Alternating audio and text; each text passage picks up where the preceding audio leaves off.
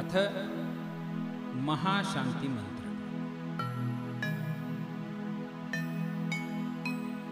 ओम नमः शांतिजनेशने, ओम नमः पार्श्वजनेशने, ओम नमः चतुर्विंशतिजनेशने।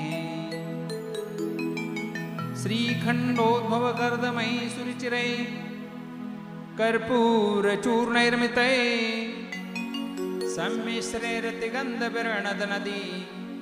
कासारकूपादिभिः पातोभिः परिपूरितेन कलशैर्नान्तस्थितैरणात्मना शान्त्यर्थं शान्तिमन्त्रपटलैर्देवं जिनं स्नापये। ओम कर्पूर काश्मीरा गुरुमलेजादि क्षोद्रव्यमिश्रै निर्णिक्त स्वर्णरेणुयमान कंजिकिंजल्कपुंजपुंजरिते विजितद्विलसद्विलासिनी विलोललोचन नीलनीरजचलद परिपूरिते परिपूरित सकल जगद्घ्राण विवर बंधुर सौगंधै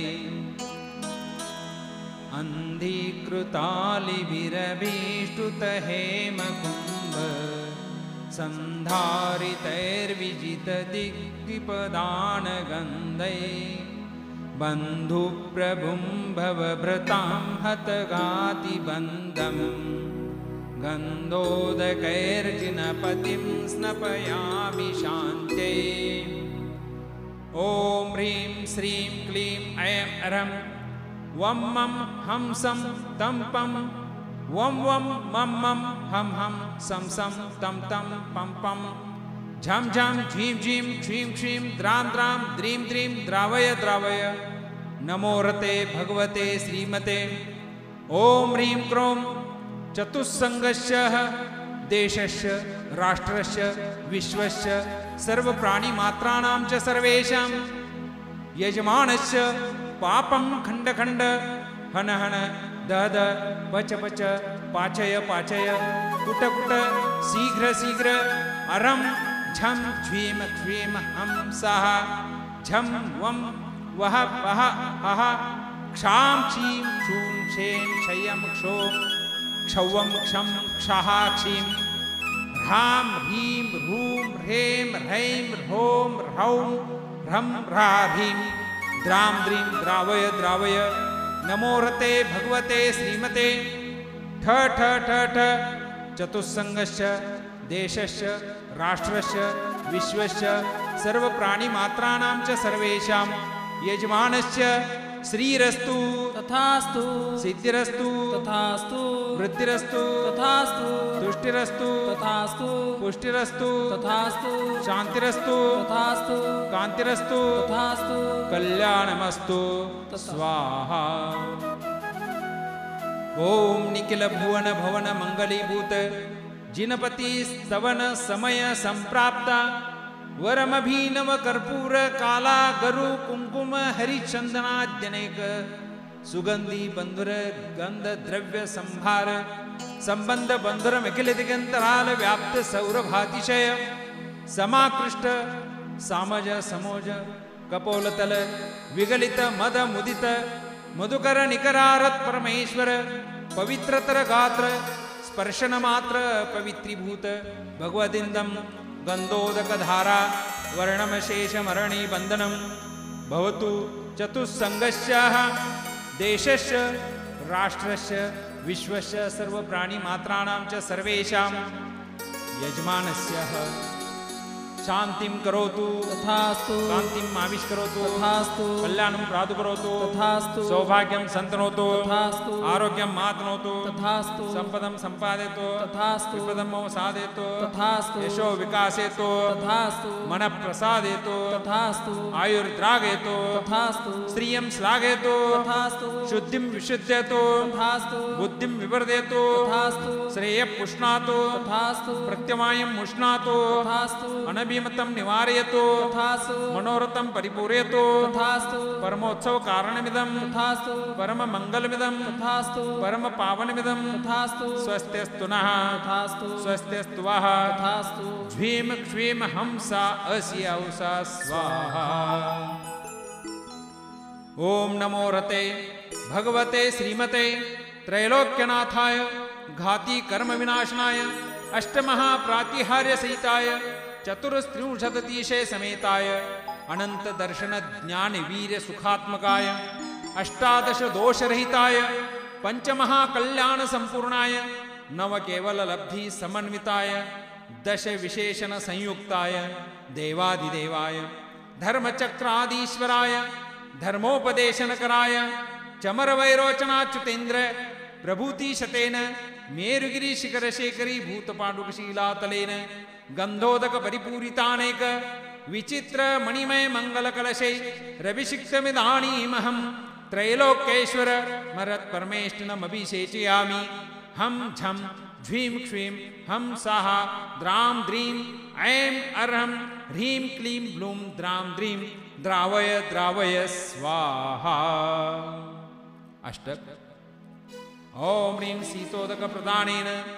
शीतलो भगवान् प्रसीदन्तु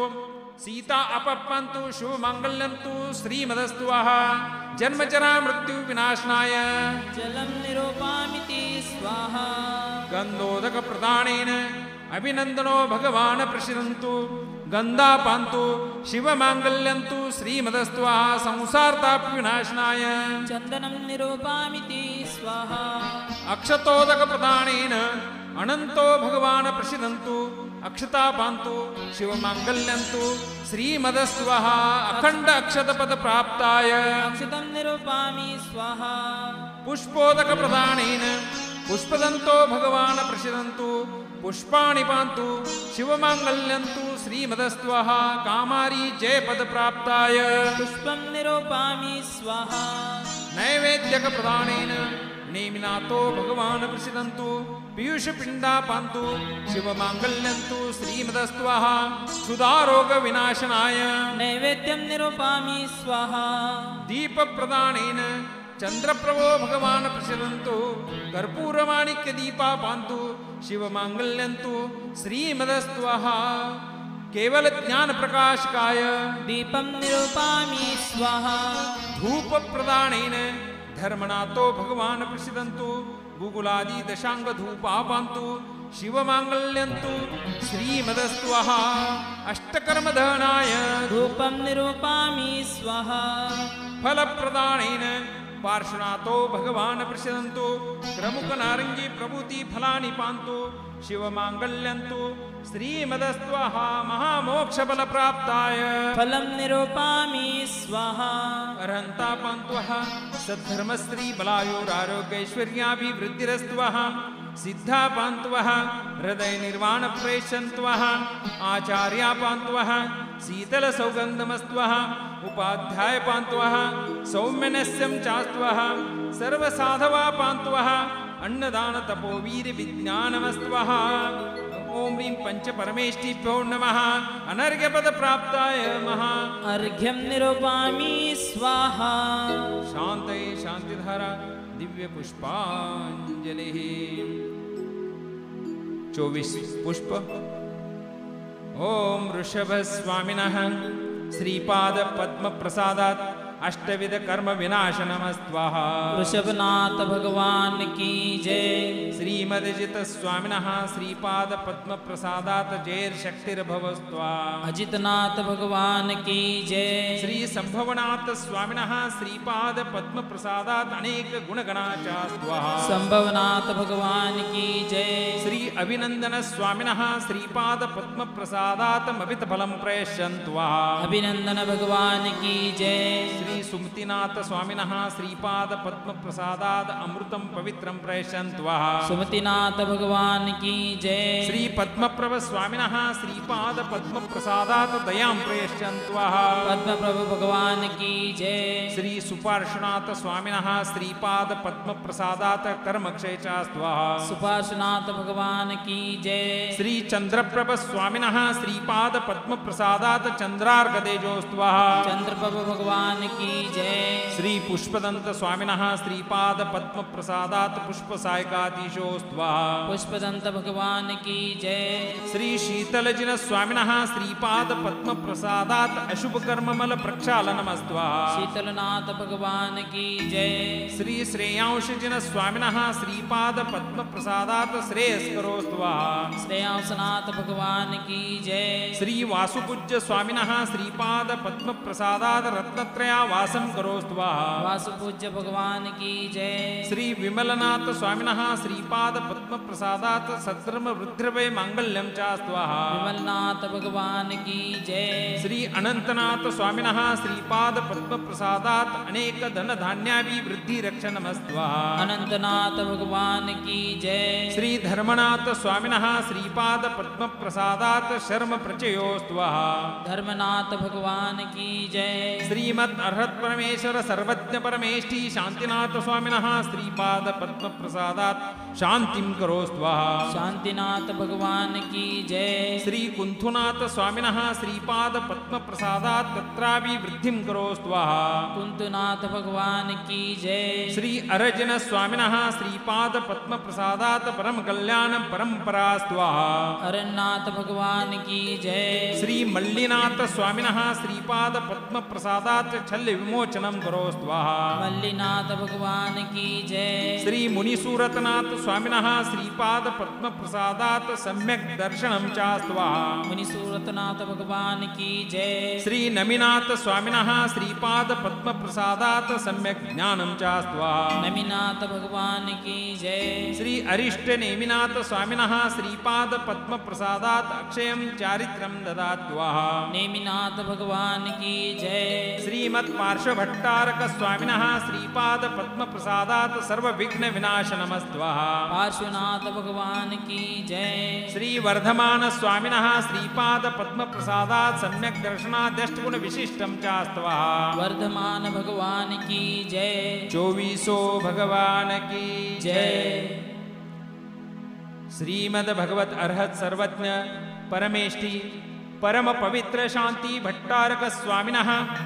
श्रीपाद पद्म प्रसादात् सद्धर्म श्री बलायुरारोग्यैश्वर्याभिवृद्धिरस्तु ऋषभादयो महती महावीर वर्धमान पर्यंत परम तीर्थंकर देवाः चतुर्विंशति अर्हन्तो भगवन्ताः सर्वज्ञा सर्वदर्शनाः संभिन्न तमस्काः वीतरागद्वेष मोहा स्त्रीलोकनाथा स्त्रीलोकमहिता स्त्रीलोक प्रद्योतनकरः जाति जरा मरण विप्रमुक्ता सकल भव्यजन समूह कमलवन संबोधनकरः देवादिदेवाः अनेक गुणगणाशत सहस्रालंकृत दिव्य देहधरा पंचमहा कल्याणाष्टमहा प्रात्याहार चतुरस्त्रिंशततीशे विशेष संप्राप्ताः इंद्र चक्रधर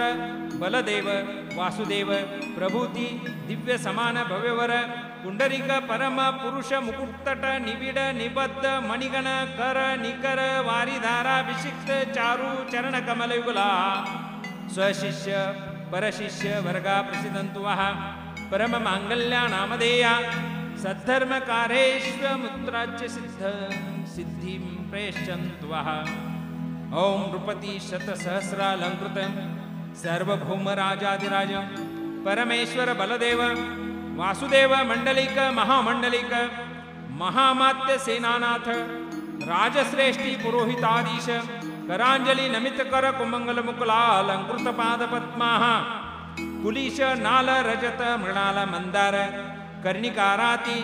कुलगिरी शिखर शेखर गगन मंदाकिनी महारद नद नदी शत सहस्रदल कमलवासिन्यादि सर्वाभरण भूषितांग सकल सुंदरी वृंद वंदित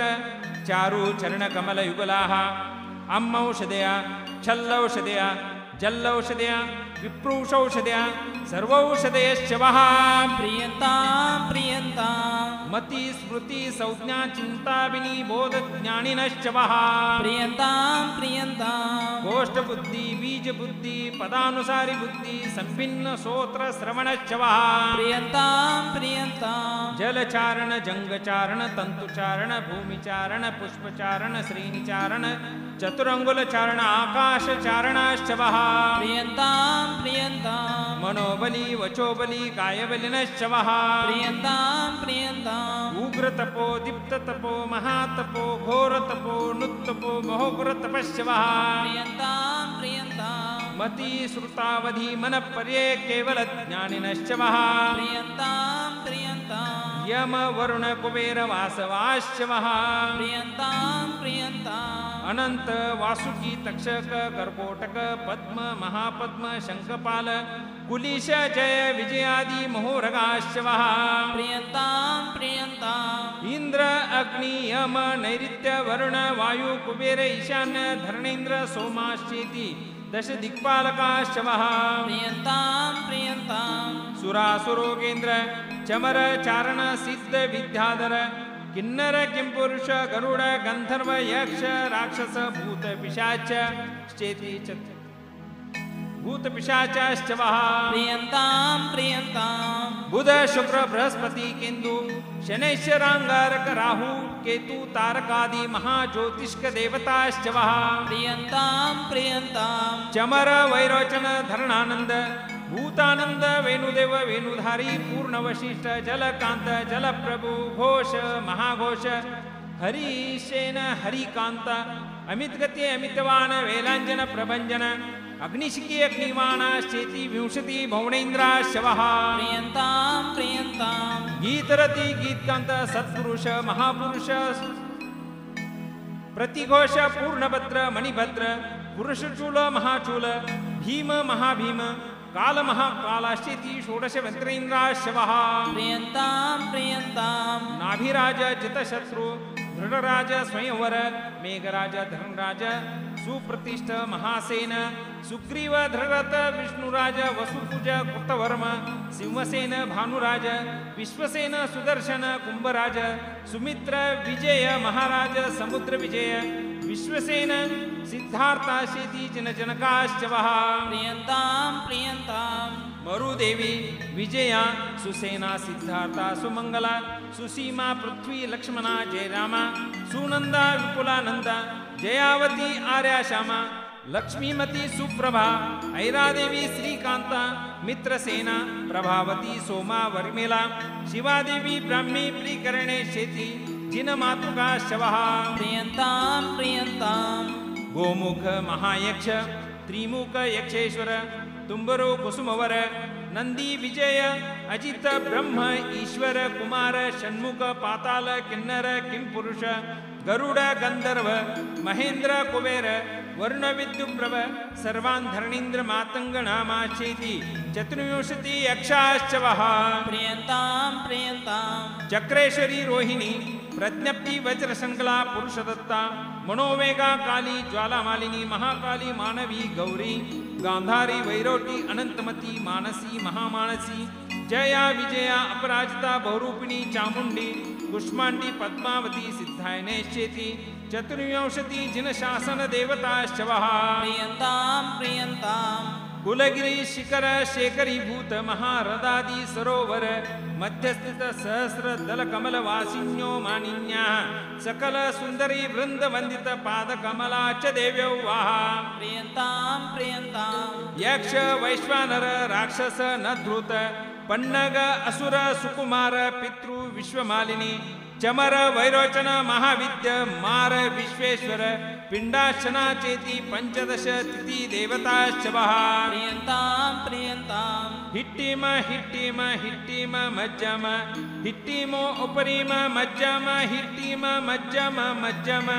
मज्जमो उपरिम उपरिम हिट्टिम उपरिम मज्जम उपरोमप्रीमाश्चेति नवग्रैवेकवासिन्यो अहमिन्द्रदेवाश्च वः प्रियन्तां अर्च अर्चमालिनी वैरोचन सोम सोमरूपांका स्फटिकादित्यादि नवानुदिशवासिन्यश्च वः प्रियन्तां प्रियन्तां विजय वैजयंत जयंत अपराजित सर्वार्थ सिद्धि नामधेय पंचानुत्तर विमानवासिन्यश्च वः प्रियन्तां प्रियन्ताम् अतीतनागत वर्तमान विकल्पानेक विविध गुण संपूर्णाष्ट गुण संयुक्ताः सकल सिद्ध समूहाश्च वः प्रियन्तां प्रियन्तां सर्वकालमपि चतुस्संगस्य देशस्य राष्ट्रस्य विश्वस्य सर्वप्राणिमात्राणां च सर्वेषां ममस्माकं चतुस्संगस्य तथा यजमानस्य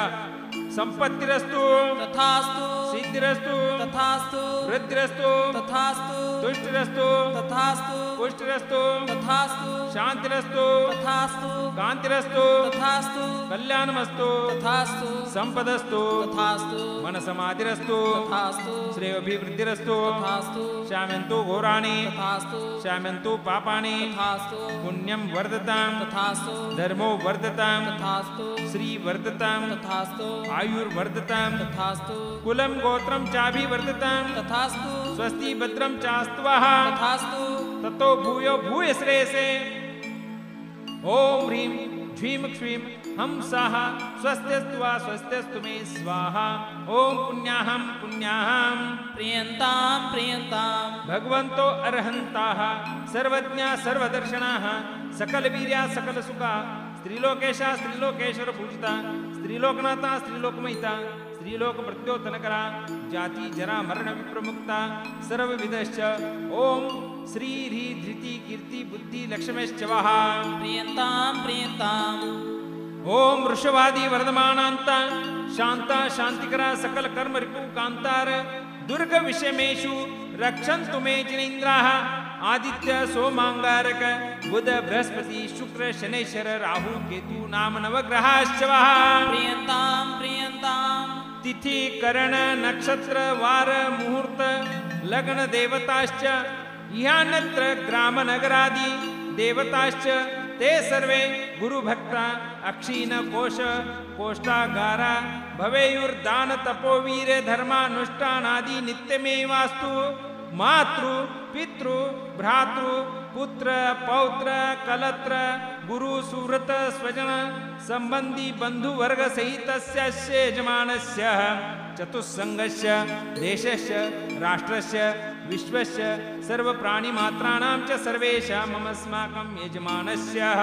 धनधान्यैश्वर्य द्विति बल यश कीर्ति बुद्धि वर्धनं भवतु तथास्तु सामोदो प्रमोदो भवन्तु तथास्तु शान्तिर्भवतु तथास्तु कान्तिर्भवतु तथास्तु तुष्टिर्भवतु तथास्तु पुष्टिर्भवतु तथास्तु सिद्धिर्भवतु तथास्तु वृद्धिर्भवतु तथास्तु अविघ्नमस्तु तथास्तु आरोग्यमस्तु तथास्तु आयुष्यमस्तु तथास्तु शुभं कर्मास्तु तथास्तु कर्मसिद्धिरस्तु तथास्तु शास्त्र समृद्धिरस्तु तथास्तु इष्ट संपदस्तु तथास्तु अरिष्ट निरसनमस्तु तथास्तु धनधान्य समृद्धिरस्तु तथास्तु काम मंगल्योत्सवा सन्तु तथास्तु श्यामन्तु घोराणि तथास्तु श्यामन्तु पापाणि तथास्तु पुण्यं वर्धतां तथास्तु धर्मो वर्धतां तथास्तु श्री वर्धतां तथास्तु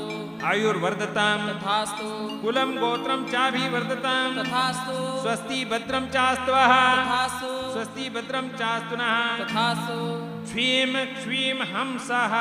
स्वस्त्यस्तु ते स्वस्त्यस्तु मे स्वाहा ओम नमो रते भगवते श्रीमते श्रीमत्पार्षणातीर्थंकराय श्रीमद्रत्नत्रयालंकृताय दिव्य तेजो मूर्ते नमः प्रभा मंगल मंडिताय द्वादशगण परिवेशिताय शुक्ल ध्यान पवित्राय सर्वज्ञाय स्वयंभुये सिद्धाय बुद्धाय परमात्मने परमसुखाय त्रैलोक्यमहिताय अनंत संसार चक्र परिमर्दनाय अनंत ज्ञानाय अनंत दर्शनाय अनंत वीर्याय अनंत सुखाय सिद्धाय बुद्धाय त्रैलोक्य वशंकराय सत्य ज्ञानाय सत्य ब्रह्मणे धरणेन्द्र फणा मंगल मंडिताय उपसर्ग विनाशनाय घाती कर्म क्षेमकराय अजराय अमराय अभवाय चतुस्सङ्गस्य देशस्य राष्ट्रस्य विश्वस्य सर्वप्राणिमात्राणां च ममस्माकं यजमानस्य समस्त परिवारजनस्य